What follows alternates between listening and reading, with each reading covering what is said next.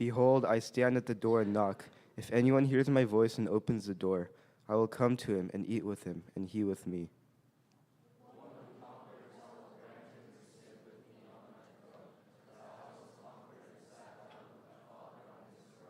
He who has an ear, let him hear what the Spirit says to the churches. This is the word of God.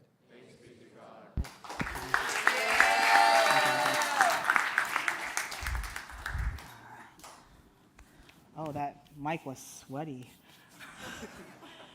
You did a great job, Isaac. Thank you. How are y'all doing today? Great.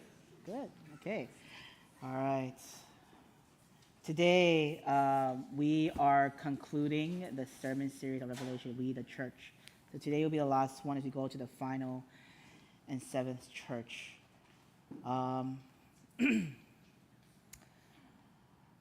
Before I do say anything else, I totally forgot. I need to remind everyone there's a VBS meeting today at 1:30, so just know that. Okay. I was aware that this will be the last church I'm going to go to, Laodicea, and this is one of the more well-known churches that I'm aware of. So knowing that this was going to be the last one, and it's how we're going to end it, initially I was very worried, because this one by far is the hardest for me to preach to you guys. Not because of the content, not because it's hard to study, but this letter can be seen as a confrontation for many of us. One thing you should know about me is that I don't like confrontation. Some of you guys may think that I like to be the strict and mean one, but that is far from the truth. I don't like being mean. I have to be strict. I have to say some hard truth to you guys. But doesn't mean that I enjoy it. I don't like confrontation. Confrontation by definition means that there's a dispute between the two, that there is some sort of division, some sort of hostility between the two parties involved. It means that that something needs to be addressed because there is some wrong that happened for these two parties that they need to confront and face each other and talk it out. Now, it doesn't mean that you guys have to have, two parties have to have some straight up hatred towards each other. Like in a workspace environment, a workplace environment, if you did something wrong to your boss, if you not doing your work performance well, then your boss will have to confront you because your work performance is making a division, causing a division between the work relationship between you and the boss and others. For many of us, a lot more relevant one is that let's say your friend wrongs you, or maybe your friend wronged you, and then you confront them because you know that this hurt that they have instigated on you, even if it was not intended that way, there is that division that's causing you guys to be a little bit more distant, and vice versa. And any of us who have ever confronted anyone about anything, we know that confrontation is hard. It is so hard, it's not easy. Especially with loved ones, because it means that we have to be vulnerable, we have to speak the truth. Especially if that truth is hard to stomach and hard to express to another. But understand, church, that when a loved one confronts us, the hard truth, we need to know that when someone that we love confronts us, it's not to condemn us, it's not to accuse us or to make us feel bad or miserable. But when someone who loves us confronts us, they're saying, hey, I love you. I care about our relationship. I care about... Would that you are either causing that you are wretched, pitiable, poor, blind, and naked. Let's end here, guys. For many of us who have followed this series, we know that this is by far the harshest letter yet from God. Because generally when God speaks to the other church, you guys remember that he starts with he identifies himself, that he does a commendation. He says, I know your works. You have done this part well. And then he goes into correction. He goes into the diagnosis. And then he goes into the promise. But here in the letter to Laodicea, there is no commendation. It starts with, I know your works. You are neither cold nor hot.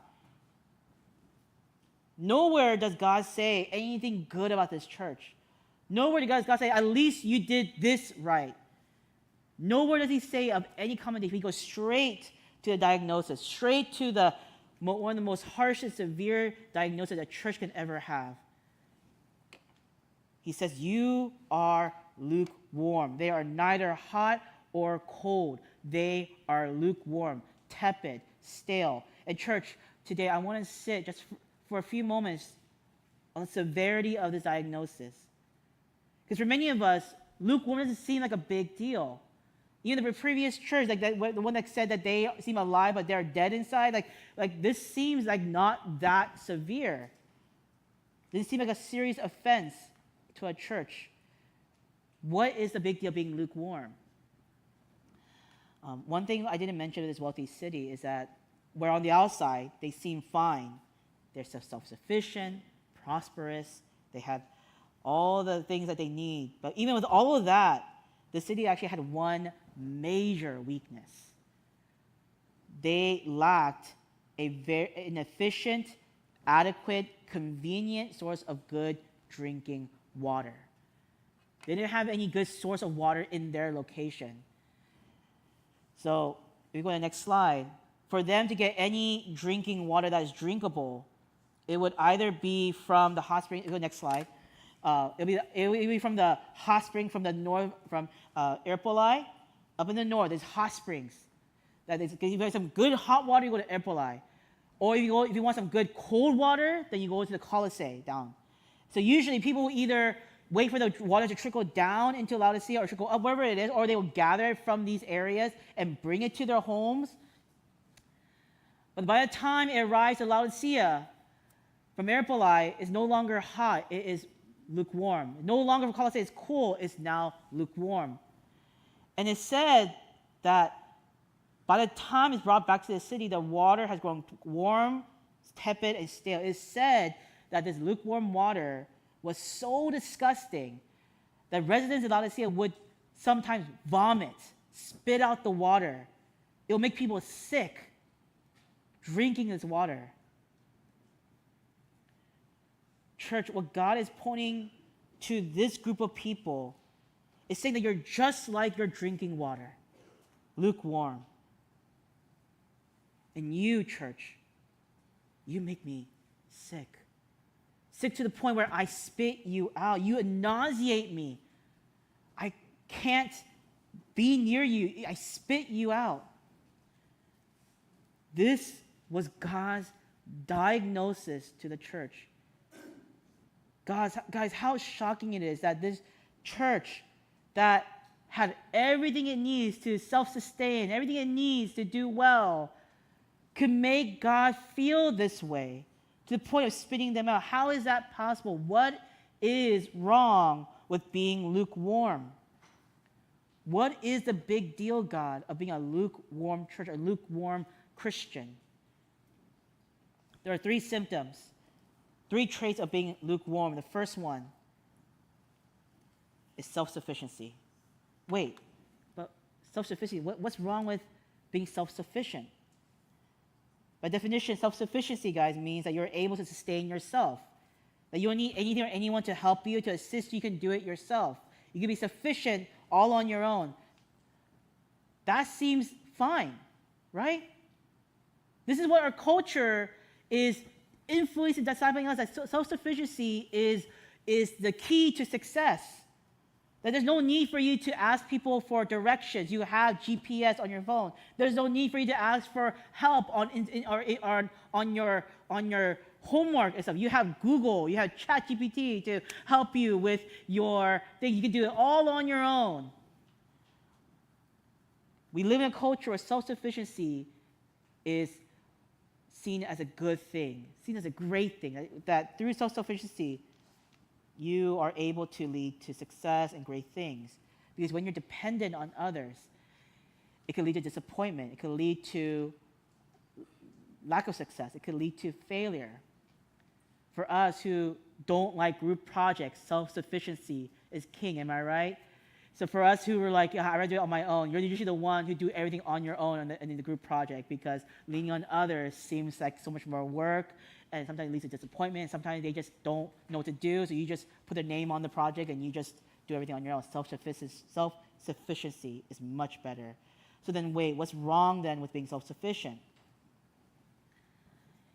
Well, when it comes to daily things like eating, doing your homework, learning your cello, or doing your sports, those are things we are to learn on our own to grow. God's not gonna write the answers down physically on your paper on your math test, or God's not gonna like play the cello for you. You gotta learn that on your own. Yes, you gotta study on your own. Yes, it is one thing to be self-sufficient on these daily habits in life,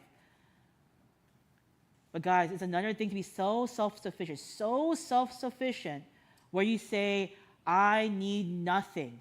I can do things all on my own. Where the way that you live your life, there's no room for God to reign over you. In a way, you're saying in your heart, I don't need God. I can do things fine all on my own. Self-sufficiency is dangerous, because when we prioritize that, when we live a life of a self-sufficient faith, then we're no longer depending on God. In verse 17 it says, I need nothing, I have prospered, not realizing that you are wretched, pitiable. What happened with this church in Laodicea is that they just became like their own city, where they become like a self-sufficient city. They become like a self-sufficient church.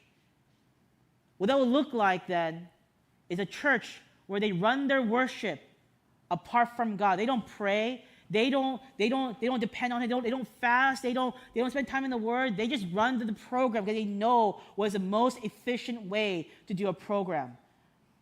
A self-sufficient church will be one where they don't have to lean on the Word of God, or they have to spend time devoting and praying on their own. They know the answers to the questions of Sunday school. A self-sufficient church is filled with people, or they know the routine of what it means to be a church. They can do it most efficiently, most effectively, most nicely. But then their heart and passion for the gospel is stone cold.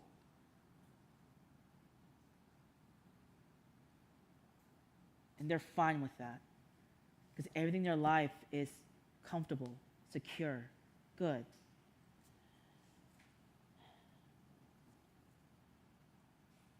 When problems come their way, self-sufficient Christians, or self-sufficient people will solve it on their own means, independent from God and from the church. Church, self-sufficiency, when we glorify that, when we aim for that, it's a symptom of lukewarm faith, because it makes you ignorant to your true state. It makes you ignorant of God, and most words, it makes you indifferent to God, which leads to the second symptom. Let's talk about the ignorance right now. One of the symptoms of lukewarm heart is that you live a life of ignorance. What are you ignorant of as you're being self-sufficient, as you're being lukewarm? You're being ignorant, again, about who God is and your true state, and the true realization of the sheer dependence that we need in God. We become blind to our wretchedness. We become blind to our pitiable state. We become blind to the spiritual bankruptcy of our faith, because when we are surrounded by all the riches in our lives, we fool ourselves to think that we are okay, that we are fine, that we were able to still do life well in the way that we do life. The story of Jesus and the rich young ruler in Matthew 19 explains this. We know this story, the rich young ruler who says, what is the way to the kingdom of heaven? What is the way to inherit the kingdom of heaven?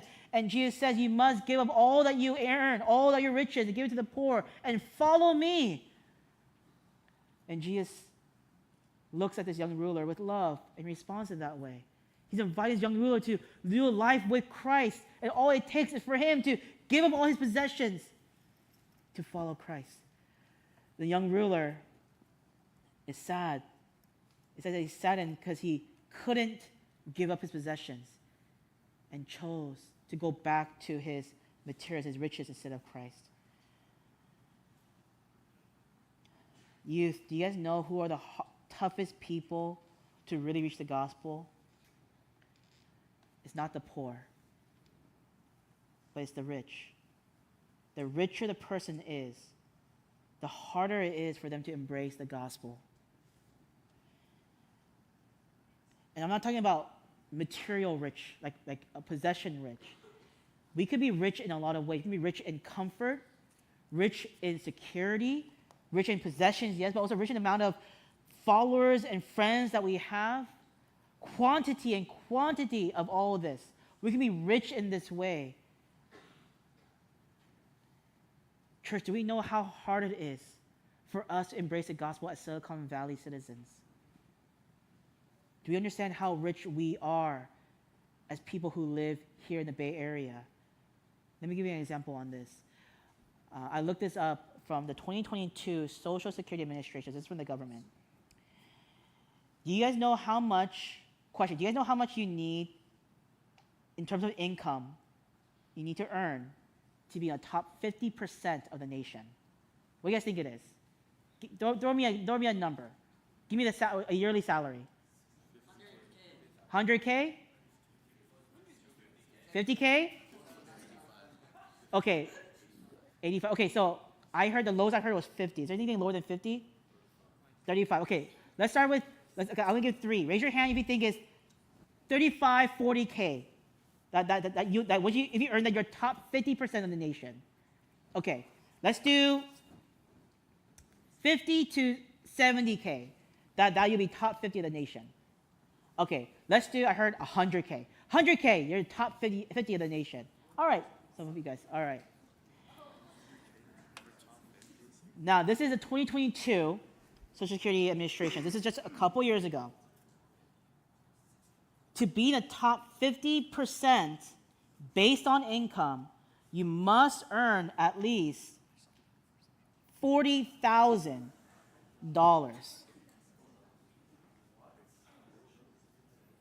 I know, some of you guys are like, wait, that's my car.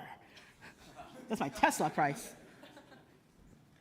So that is, if you earn at least 40%, that's top 50%. Then you're in top 50 of the nation. I'm part of that too.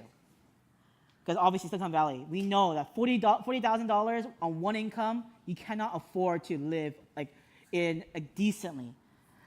Let me ask you then, what do you think you need to earn to be in the top 20% of the nation?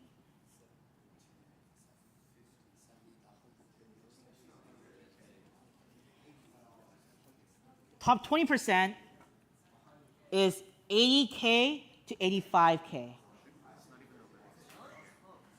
All right, I'm no longer 20% now, just so you know that. But this, for sure, you guys know your parents, some of you guys know your parents' side. You guys know, like, wait, especially your parents who are engineers, I know in Silicon Valley, that is more than that. What do you guys think then it would take you to be the top 15% of the nation?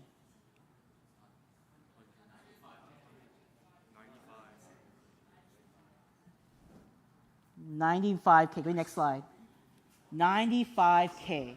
So if your parents, which I think I know many, generally, here's the thing, guys. If your parents are generally an engineer of some sort or have worked in a company for many years, they are most likely making around at least 99 or 100K at least minimum. Because starting pay for our young engineers are about 100K, 6 figures. So right now, a lot of our families, if you got double income, we're beyond top 15%. Top 10%, for you to be the top 10%, you must earn at least, next slide, 120 to 125K. Top 5%, 170 to 175K a year. Now, this is where maybe some of our families are in now. And also, please welcome me to your home. Now, let's talk about this. Some of you guys, maybe your families make more than this because you're double income, or your dad is like, or your mom is like a CEO of some sort, and you guys are making more than that. That in the nation, next slide, if you're making more than 350K, you're in the top 1%. Top 1%. of the nation.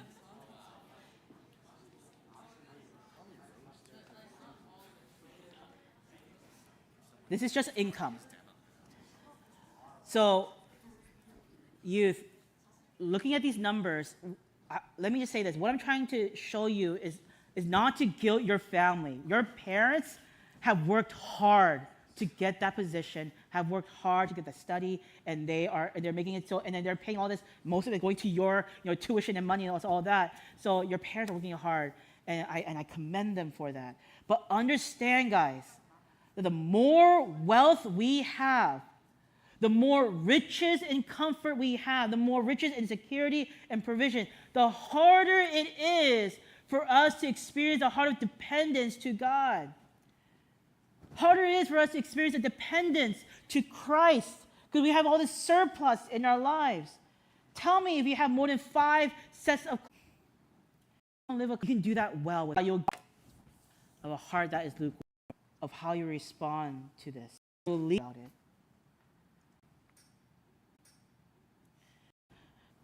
Yeah, not power of the gospel. 18 and on. Those with me, grant him to when those helpless thoughts come, his great love. You want to fight the not just like a charge that we can prioritize God. You're not busy with so many things. Pray for our church to Christ, passionate for his